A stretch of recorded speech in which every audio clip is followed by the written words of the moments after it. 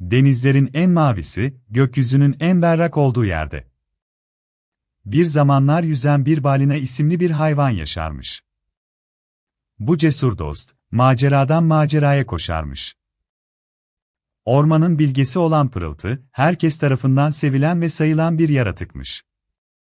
Küçük Pırıltı her sabah erkenden uyanır, ormanı selamlarmış. Minik Pırıltı'nın gözleri, güneş ışığıyla parlar, yüreği kuş gibi çarparmış. Bu sevimli yaratık, ormanda yaşayan tüm canlılarla dostmuş.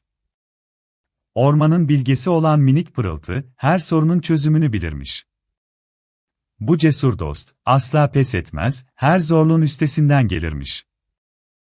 Pırıltı'nın en büyük hayali gökyüzüne dokunmakmış. Ormanın neşesi, her adımda coşkuyla dans eder, ağaçlar da onunla birlikte sallanarmış.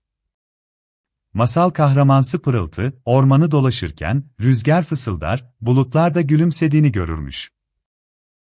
Ormanın bilgesi olan sevimli Pırıltı, her zaman yardıma hazır olarmış. Denizlerin incisi olan Pırıltı, suyunda yansıyan güneşle birlikte parlar, ışığıyla tüm ormanı aydınlatırmış. Bu küçük kahraman, ormanın derinliklerinden nice maceralara atılmaya hazırmış. Ormanın kalbi, Pırıltı'nın yuvası, bir süredir hüzün içindeydi. Rüzgar ağladı, ağaçlar üzüldü, çiçekler solmaya başladı. Kahramanımız, Pırıltı, bu değişimi fark etti ve nedenini araştırmaya karar verdi. Ormanın bilgesi, her yerini dolaştı, ancak sorunun kaynağını bulamadı. Bu cesur dost, Pırıltı, akıl danışmak için en eski ağaç olan Bilge Çınar'a gitti. Bilge Çınar, minik kahraman Pırıltı'na, ormandaki dengenin bozulduğunu söyledi. Rüzgarın ağlama sebebi, ormanın sibir yerinde biriken büyük bir karanlıktı. Bu karanlık, ormanın nefes almasını engelliyordu ve tüm canlıları etkiliyordu. Pırıltı, bu karanlığın nedenini öğrenmek için daha da derine inmeye karar verdi. Orman zemininde biriken yaprakların hışırtısı, onun ilerlemesine engel olmaya çalışıyordu. Ancak Pırıltı, cesareti ve kararlılığıyla engelleri aşmaya devam etti. Bu yolculukta, Pırıltı'nın kalbi, ormanın acısıyla birlikte atmaya başladı. Ağaçlar, çiçekler ve tüm canlılar, Pırıltı'nın yardımına ihtiyaçları olduğunu fısıldıyorlardı. Minik kahraman, Pırıltı, ormanın derinliklerine ulaştığında, karanlığın etkisinin daha da güçlü olduğunu gördü. Ormanın ruhunun, karanlık tarafından esir edildiğini anladı.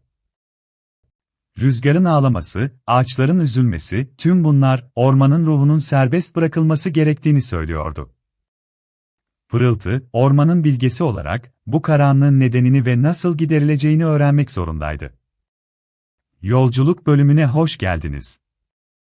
Pırıltı, ormanın bilgesi, cesareti ve bilgeliliğiydi. Kahramanımız, ormandaki dengesizliği çözmek için yola çıktı. Bu cesur dost, günün ilk ışıklarıyla birlikte hareket etti. İlk durağı, Şafak Dağı oldu. Altın rengi ışıklarla banyo olmuş, güneşin doğuşunu müjdelemişti. Pırıltı, dağdan aşağıya bakarken, ormanların derinliklerinde bir ışık gördü. Bu ışık, umut ve cesareti simgeliyordu. Kahramanımız, bu ışığı takip etmeye karar verdi. Yolculuğuna devam eden Pırıltı, sonra gölgeli vadiye geldi. Vadi, esrarengiz ve karanlık bir atmosfere sahipti.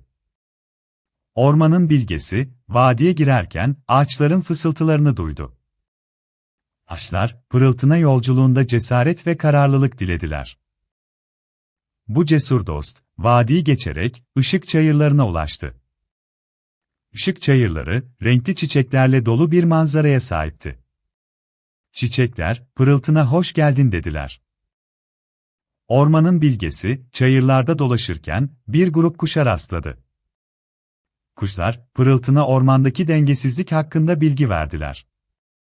Kahramanımız, bu bilgiyle, yolculuğuna devam etti. Pırıltı, sonra büyülü ormana girdi. Orman, büyüleyici ve gizemli bir atmosfere sahipti. Ormanın bilgesi, ormanda dolaşırken, ağaçların ve hayvanların seslerini duydu. Ağaçlar ve hayvanlar, Pırıltı'na yolculuğunda yardımcı olacaklardı. Bu cesur dost, ormandan çıkarken bir ışık gördü. Bu ışık, umut ve cesareti simgeliyordu. Pırıltı, yolculuğuna devam edecekti. Ormanın bilgesi Pırıltı, derin bir düşünceye dalmıştı.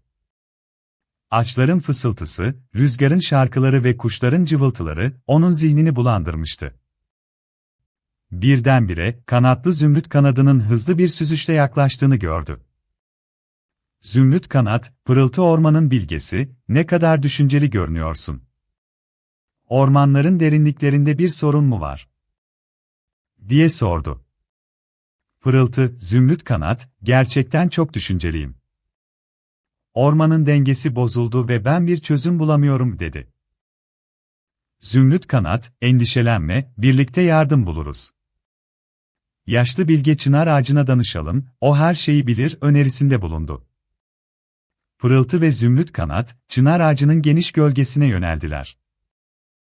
Çınar ağacı, Pırıltı ormanın bilgesi, Zümrüt kanat, neye yardımınıza ihtiyacınız var, diye sordu. Pırıltı, ormanın dengesi bozuldu, bir çözüm bulamıyorum, diye açıkladı. Çınar ağacı, bu konuda yardım etmek için, hızlı su akıntılı nehir suyunun bilgeliğine ihtiyacımız var. O suyun derinliklerinde gizli sırları bilir, dedi. Pırıltı, Zümrüt kanat ve çınar ağacı, nehir suyunun kıyısına doğru yol aldılar. Nehir suyu, neler oluyor, dostlarım? Neden bu kadar endişeli görünüyorsunuz, diye sordu. Pırıltı, ormanın dengesi bozuldu ve ben bir çözüm bulamıyorum, dedi. Nehir suyu, endişelenmeyin, birlikte düşünürüz. Güneş ışığının parlaklığından ve ayın soğukluğundan da yardım alabiliriz, önerisinde bulundu. Dostluk ve işbirliği ruhunun hakim olduğu bu ortamda, Pırıltı ve arkadaşları, ormanın dengesini yeniden kurmak için bir çözüm bulmaya çalışıyorlardı. Ancak, bu çözümün ne olacağı henüz bilinmiyordu. Pırıltı, Zümrüt kanat, çınar ağacı ve nehir suyu, birlikte fikirlerini paylaşıyor ve yeni bir umut doğuyor, ormanların kurtuluşu için. Çözümün ışığı, ormanın derinliklerinde parlamaya başladı. Pırıltı, bilgenin gözleri parlayarak, arkadaşlarına döndü ve dedi, arkadaşlarım, birlikte çalışarak, bu büyük problemi çözebiliriz. Aydınlık, Pırıltı'nın sözlerini duyunca, yüzünde geniş bir gülümseme belirir. Ben, ışığımı kullanarak, karanlık yerleri aydınlatırım, dedi. Rüzgar, hafif bir esintiyle, ben de, tozları ve dumanları dağıtarak, havayı temizlerim, diye söz verdi. Gökkuşağı, renkli kanatlarını açarak, ben, renklerimi kullanarak, bu güzel ormanı süsleyerek, herkesin moralini yükseltirim, dedi. Çiçek, kokusunu salarak, ben, güzel kokularım ile, herkesin ruhunu ferahlatırım, diye ekledi. Pırıltı, bu güzel sözleri duyunca, gönlü genişledi ve dedi, eğer hepimiz birlikte çalışırsak, ormanı eski güzelliğine kavuşturabiliriz. Böylece, arkadaşlar, ellerini birleştirerek, birlikte çalışmaya başladılar. Aydınlık, ışığını kullanarak, karanlık yerleri aydınlatırken, rüzgar, tozları ve dumanları dağıtmaya başladı. Gökkuşağı, renkli kanatlarını açarak, ormanı süslerken, çiçek, güzel kokularını salarak, herkesin ruhunu ferahlatmaya devam etti.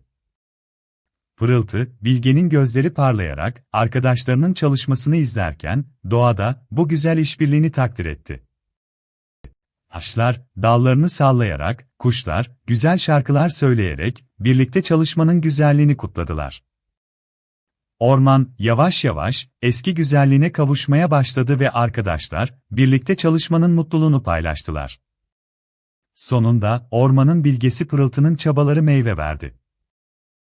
Güneş ışığı yeniden ormanı süsledi, kuşlar ötleyerek neşe içinde şakıdılar. Ağaçlar, tekrar yeşillendiler ve çiçekler açmaya başladılar. Pırıltı'nın dostları, sevinç içinde onu kutladılar. Ormanın depsinden, nehirlerin şarkıları yeniden yankılandı. Pırıltı, artık Pırıltılı orman bilgesi olarak anılmaya başladı. Onun bilgeliği ve cesareti, tüm ormanı kurtarmıştı. Tüm hayvanlar, onun liderliği altında bir araya gelerek ormanın güzelliğini korumaya söz verdiler. Pırıltı'nın gözleri, mutluluk dolu olarak parladı. Orman prensesi Pırıltı, ormanın kurtarıcısı Pırıltı ya da sadece sevgili Pırıltı olarak anılmaya başlandı.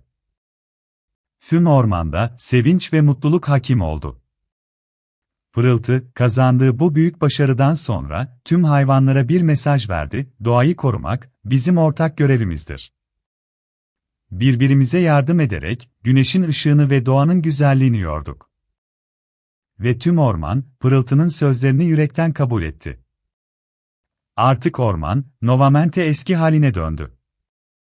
Pırıltı ve arkadaşları, günlerini ormanın güzelliğini korumak ve doğayı sevmekle geçirdiler. Ve böylece, ormanın bilgesi Pırıltı'nın öyküsü, tüm çocuklara bir ders olarak kaldı.